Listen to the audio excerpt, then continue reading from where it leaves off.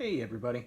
Well, I've got the new OEM stamped rocker panel in place, and I really think that the warping that occurred on the rockers that came with the car was part of a huge problem, because I've got it fitted up. I did have to weld in a little bit of a flange. I think that's 3/4 of an inch, and it tapers down to about a 1/16 of an inch, about 35 inches forward of here.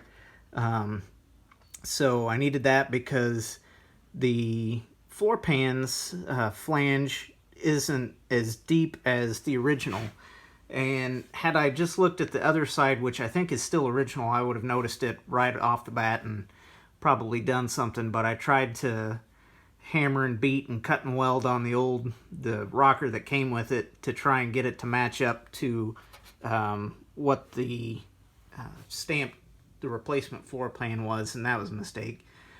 So with the new rockers in place, I've got a nice 3/8 inch gap all the way front to back, nice and even. I've also been able to get the gap. I was having issues with the gap between the bonnet and the front of the rocker.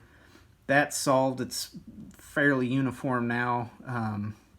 I'll take the rocker off here in a second and show you what I did, because I noticed that on the previous rocker, when I'd have it in place and I would pull it down to meet at the bottom for the bottom flange, this back corner would kind of flex down, and so I had a wider gap at the back than I had at the front. So I wound up adding about an inch wide tab, probably about a foot or so long, to give a little extra support to this rocker, because the flange that comes off the side of the car is only about an inch wide, and so it puts the fulcrum out there, and it bends really easy. So I've got a little bit larger bearing surface for this rocker sill to sit on. So I think that's made a nice a big difference, so that I keep a uniform gap on the fender to the bonnet to the rocker.